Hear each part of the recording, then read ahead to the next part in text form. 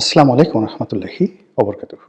সম্মানিত দর্শক, আগামী কয়েকটি দিন ভীষণ রকম গুরুত্বপূর্ণ আমাদের রাজনীতির জন্য টার্নিং পয়েন্ট এবং অ্যাট দ্য সেম টাইম আমাদের রাষ্ট্র, আমাদের কূটনীতি, আমাদের রাষ্ট্রীয় নীতি এবং আমাদের যে ভবিষ্যৎ সরকার অথবা বর্তমান সরকার সব কিছুর সম্ভাবনা এবং সব কিছুর বিপদ বিপত্তি একই বিন্দুতে এসে এই মুহূর্তে যেভাবে দাঁড়িয়েছে, তার ফলে রাজনীতির যে বাঁক, টার্ন, এটি যে কোনো দিকে চলে যেতে পারে। দেখুন তো, একবার একটু চিন্তা করুন তো, যে বাংলাদেশে উসমান হাদি যেভাবে হত্যাকাণ্ডের শিকার হলেন, এটা কি আপনার চিন্তার মধ্যে ছিল? এক উসমান হাদির হত্যাকাণ্ডের ফলে পুরো রাজনীতি কিভাবে একটা টার্নিং পয়েন্টে চলে গেল। প্রথমে এটা মনে করলাম একটা নিছক হত্যাকাণ্ড, পরবর্তীতে দেখা গেল যে এর পিছনে একটা বিরাট জ্ঞান কাজ করছে এবং এই হত্যাকাণ্ডকে কেন্দ্র করে মানুষের আবেগ যেভাবে জাগ্রত হলো বা যেভাবে মানুষের আবেগকে জাগিয়ে তোলা হলো, তার প্রেক্ষিতে বিএনপির জন্য রাজনীতি করাটাই ঝুঁকিপূর্ণ হয়ে গেল।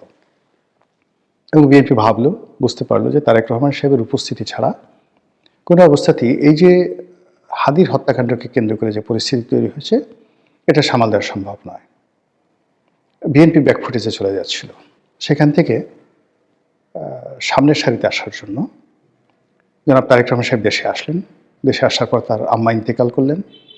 এই দুটো ঘটনা আবার 180 ডিগ্রি অ্যাঙ্গেলে হাদি হত্যাকাণ্ডের পরে যে পরিবেশ পরিস্থিতি তৈরি হয়েছিল সেটাকে রিভার্স করে দিল এবং পুরো পরিবেশ পরিস্থিতি জনাব তারেক রহমান সাহেব এবং বিএনপির পক্ষে চলে গেল।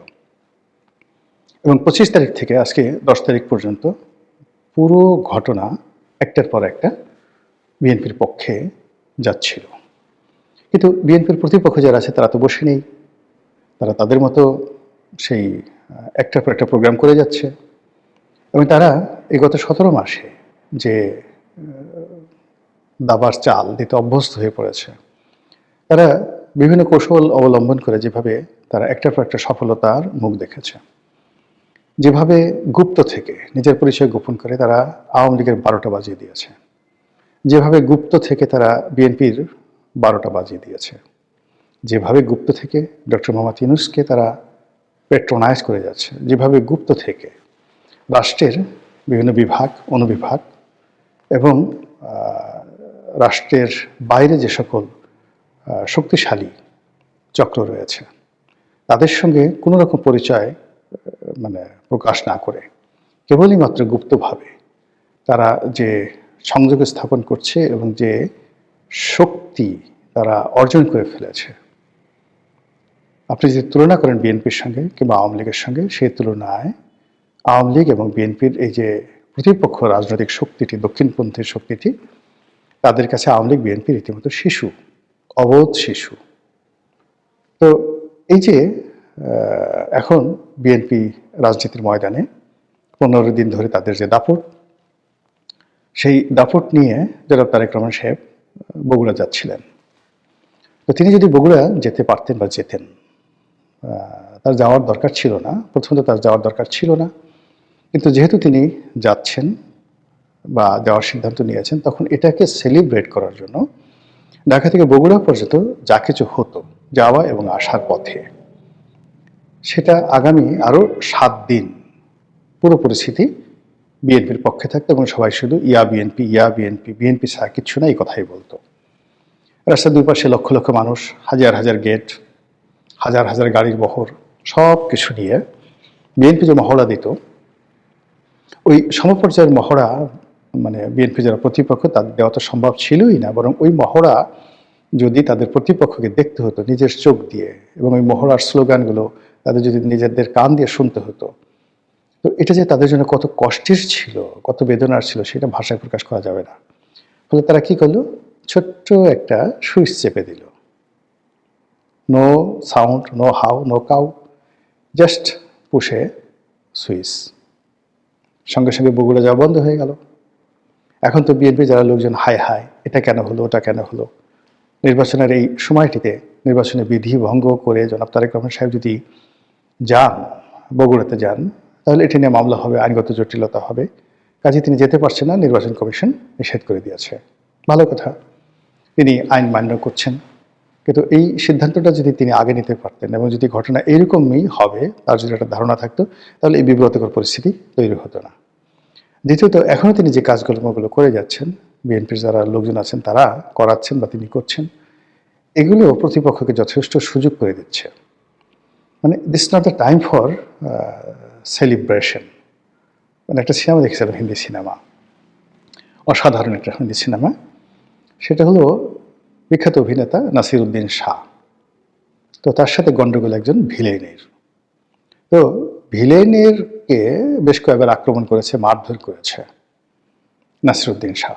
তো ভিলেন খুব রেগে গেছে এবং সে শেষ পর্যন্ত কি করলো, অনেক কসরত করে নাসিরুদ্দিন শাহের বেডরুমে ঢুকে গেল।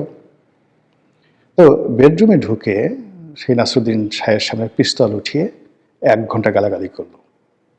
আমাকে এটা করেছি, ছোটা করেছি, আজ থেকে মেরে ফেলবো, তোর শেষ ইচ্ছা কি আছে, ইত্যাদি ইত্যাদি নানা রকম কথা সিনেমায় যাওয়া হয়। তো এরই একটা ফাঁকে নাসিরুদ্দিন শাহ, তার পাশে পিস্তল ছিল, সেই পিস্তল দিয়ে জাস্ট একটা শ্যুট করে ভিলেনকে মেরে ফেললো। তারপর শেষে ইংরেজিতে যেটা বললো, স্টুপিড, তুই যে সময়টাতে কথা বলছিলি সেটা আসলে কথা বলার সময় নয়, এটা হলো গুলি চালানোর সময়। তো তুই যে ভুল করেছিস আমি সেই ভুল করছি না বা করিনি, যার জন্য এনজয় ইউর টাইম, তুই মরে যা এবং কবরে গিয়ে তোর সময়টা উপভোগ কর। তো সেক্ষেত্রে বিএনপির জন্য এখন যে সময়টা, এই সময়টা আনুষ্ঠানিকতার সময় নয়, অপ্রয়োজনীয় কোনো সময় নয়। তার প্রত্যেকটা মুহূর্ত সে, অর্থাৎ তারেক রহমান সাহেব এবং তার নেতাকর্মীরা নির্বাচনের কর্মকাণ্ডে যত ব্যস্ত থাকবেন এবং তারেক রহমান সাহেব যতটা লোকচক্ষুর অন্তরালে থাকবেন, তানহাই থাকবেন, একাকী থাকবেন, তত তার জন্য ভালো হবে।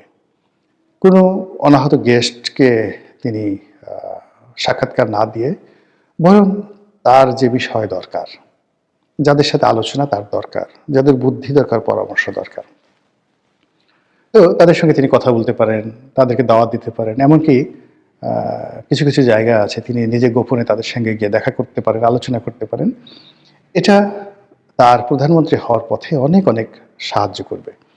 কিন্তু তিনি মঞ্চে বসে আছেন, অসংখ্য মানুষ আসছে, সবাই বক্তব্য দিচ্ছে, 4 ঘন্টা 5 ঘন্টা চলে যাচ্ছে, 5 স্টার হোটেলে তিনি বহু মানুষের সাথে হ্যান্ডশেক করছেন। ইট লুকস গুড, দেখতে খুব ভালো লাগে এবং এটা প্রয়োজন, তবে এখন নয়। যদি কেউ প্রধানমন্ত্রী হয়ে যায়, প্রধানমন্ত্রী হওয়ার পর আনুষ্ঠানিকতা করার জন্য, সময় কাটানোর জন্য, নিজের রয়্যালিটি দেখানোর জন্য এগুলো দরকার। কিন্তু এই মুহূর্তে এই জিনিসগুলো দরকার নেই। দ্বিতীয়ত, আল্লাহ না করুক, আসলে ক্ষমতা তো আল্লাহর হাতে। 1991 সালে আমরা শেখ হাসিনাকে দেখেছি যে তিনি এরকম আজকে তারেক রহমান সাহেবের মতো খুব, যাকে বলা হয়, সেলিব্রেট করছিলেন। দলে দলে লোক তার সঙ্গে দেখা করছিল এবং সবাই মনে করেছিল যে শেখ হাসিনা এবং আওয়ামী লীগ ক্ষমতায় আসছে, কিন্তু নিয়তির কি বিধান, ক্ষমতায় চলে আসলে বিএনপি। এখন কোনো কারণে যদি আগামীতে বিএনপি ক্ষমতায় না আসে, কোনো কারণে যদি নির্বাচন পিছিয়ে যায়, একটু দেরি হয়, মানে এটা যে তারেক রহমান সাহেব এবং বিএনপির জন্য কতটা প্রলয়ঙ্কারী হবে, কতটা মারাত্মক ঘূর্ণিঝড় হবে, কতটা মরুঝড় সাইমুম হবে, এটা এই মুহূর্তে কল্পনাও করা যাচ্ছে না। অথচ সেই কাজগুলি এখন করা হচ্ছে। আর মূল ব্যাপার হলো যে, ধরুন আমি একটা ফ্যামিলি গ্যাদারিং করলাম, যারা আমাকে ভালোবাসে। তো যারা আমাকে ভালোবাসে তারা আমার সামনে আসলো, আমার দলের লোক, তারা আমার প্রশংসা করলো, বা আমার দলের বা পরিবারের কিছু কিছু লোক আছে এটাও রাগ হয়ে আছে, তারা এসে একটা কথাবার্তা বললো, এটার তো 2 পয়সার মূল্য নাই আমার কাছে। এরা আমার পরিবারের লোক, আপন লোক, এরা থাকবেই, এরা আমাকে সহযোগিতা করবে, এদের অস্তিত্বের জন্য তারা আমাকে সহযোগিতা করবে এবং তারা করে যাচ্ছে। কিন্তু আমি আমার মূল্যবান সময় ব্যয় করে আমার প্রতিপক্ষ কি করছে, প্রতিপক্ষর উপর নজরদারি করা, তাকে নিয়ে চিন্তা ভাবনা করা, এরপরে সাধারণ আমজনতার সাথে মত বিনিময় করা এবং পুরো পরিবেশ পরিস্থিতি নিজে অনুধাবন করা, এই কাজগুলো বিএনপি যারা কর্তা ব্যক্তি তারা পারছেন না। ফলে সব কিছু যত সহজ মনে হচ্ছে, সব কিছু যত যাকে বলা হয় মনে হচ্ছে যে ধরলেই হয়ে যাবে, আমার কাছে পুরো পরিস্থিতি কিন্তু আসলে সেরকম মনে হচ্ছে না। বরং যা হতে পারত, নিশ্চিত যা হতে পারত, এইরকম সম্ভাবনাময় অনেকগুলো সেক্টর বা অনেকগুলো খাতকে আলটিমেটলি নষ্ট করে দেওয়া হয়েছে। অনেকগুলো সমস্যা হতো না কিন্তু এই গত কয়েকদিনে, গত 15 দিনে এমন কিছু ঘটনা ঘটেছে যা কিনা অনেকগুলো ঘটনাকে অনিবার্য করে তুলেছে। এবং বিএনপির আগামীর যে চলার পথ, সেই চলার পথের যে প্রশস্ততা ছিল সেটা সংকীর্ণ হয়ে গেছে। যে সম্ভাবনা ছিল সেই সম্ভাবনাগুলো এখন বিপত্তির কারণ হয়ে দেখা দিয়েছে। আমি এই সময়টাতে কোনো নেতিবাচক কথা বলতে চাই না, এখনো ইলেকশনের যথেষ্ট সময় আছে। ইলেকশনের 24 ঘন্টা আগেও অনেক কিছু হয়ে যায়, কাজে এখনো অনেক কিছু পরিবর্তন করার সময় আছে।